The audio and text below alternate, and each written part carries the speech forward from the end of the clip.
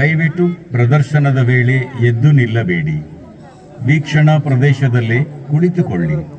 ನಿಮ್ಮ mobile torch light ಅನ್ನು ಪ್ರದರ್ಶನದ ಮಧ್ಯೆ ದಯವಿಟ್ಟು ಬಳಸಬೇಡಿ. Kindly avoid standing during the show and please be seated in the seating area. Please avoid using your mobile phone torch lights during the show. ನಮಸ್ಕಾರಂ.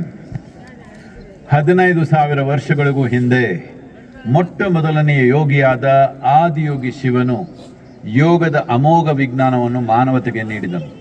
ಮಾನವರು ತಮ್ಮ ಪರಮ ಸ್ವರೂಪವನ್ನು ಕಂಡುಕೊಳ್ಳಲು ಅವನು 112 ವಿಧಾನಗಳನ್ನು ಅರ್ಪಿಸಿದನು.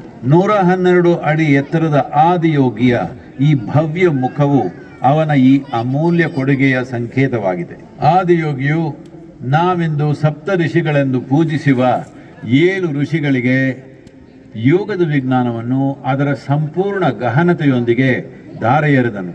ಮಾನವ ಜೀವ ವ್ಯವಸ್ಥೆಯಿಂದ ಹಿಡಿದು ಬ್ರಹ್ಮಾಂಡದವರೆಗೆ ಎಲ್ಲದರ ರಹಸ್ಯಗಳನ್ನು ಅವನು ಅವರಿಗೆ ತಿಳಿಸಿಕೊಟ್ಟನು.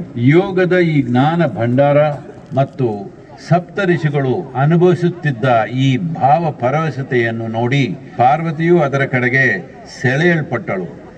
ನಾನು ಇದನ್ನು ಅನುಭವಿಸಬೇಕು ಎಂದು ದೇವಿಯು ಆದಿಯೋಗಿಯನ್ನು ಕೇಳಿಕೊಂಡಳು. ಆದಿಯೋಗಿ, ನೀನು ಇದರ ಬಗ್ಗೆ ಎಲ್ಲ ಚಿಂತಿಸಬೇಡ, ಬಂದು ನನ್ನ ಮಡಿಲಲ್ಲಿ ಕುಳಿತುಕೋ ಎಂದನು. ಅವಳು, ನನಗೆ ಬೇಕಿರುವುದು ನಿಮ್ಮ ಒಲವು ಮಾತ್ರ ಅಲ್ಲ, ನನಗೆ ಬೇಕಿರುವುದು ನಿಮ್ಮ ಜ್ಞಾನ ಎಂದಳು. ಅವನು, ನೀ ಬಂದು ಕುಳಿತುಕೋ. ಜ್ಞಾನ ಎನ್ನುವುದು ಕಲಿಯುವ ವಿಷಯವಲ್ಲ, ಅದು ಅನುಭವಿಸಬೇಕಾದ ಆಯಾಮ. ನನ್ನ ಮಡಿಲಲ್ಲಿ ಕುಳಿತುಕೋ, ನನ್ನೊಂದಿಗೆ ಒಂದಾಗು ಎಂದನು. ಅವಳು ಬಂದು ಅವನ ಮಡಿಲಲ್ಲಿ ಕುಳಿತಾಗ ಅವಳನ್ನು ಸೆಳೆದುಕೊಂಡು ತನ್ನ ಅರ್ಧ ಭಾಗವಾಗಿ ಮಾಡಿಕೊಂಡನು. ಅದರಿಂದಲೇ ಅವನು ಅರ್ಧನಾರಿ, ಪುರುಷ ಸ್ತ್ರೀ ತತ್ವಗಳ ಸಮತೋಲನ. ಇದನ್ನೆಲ್ಲ ನೋಡುತ್ತಿದ್ದ ಗಣಗಳು, ನಾವೇನು ಮಾಡಬೇಕು, ನಮಗೇನು ದಾರಿ ಎಂದು ಕೇಳಿದರು. ಅದಕ್ಕೆ ಅವನು, ನೀವು ಇದರ ಬಗ್ಗೆ ಎಲ್ಲ ಚಿಂತಿಸಬೇಡಿ, ನೀವು ನನ್ನ ಜೀವ ಕುಡಿಯುವ ಕುಡುಕರು, ನನ್ನ ಜೀವ ಕುಡಿಯುವುದರಲ್ಲೇ ನಿಮ್ಮ ಮುಕ್ತಿ ಎಂದನು. ಅವರು ಅವನ ತೇಜಸ್ಸಿನಲ್ಲಿ ಮಿಂದೆದ್ದು ಉನ್ಮತ್ತರಾಗಿ ಹೋದರು. ಹೀಗೆ ಆದಿಯೋಗಿಯು ಸಾಧಕರ ಅಗತ್ಯಗಳಿಗೆ ಅನುಗುಣವಾಗಿ ಯೋಗ ವಿಜ್ಞಾನವನ್ನು 3 ರೀತಿಯಲ್ಲಿ ನೀಡಿದನು.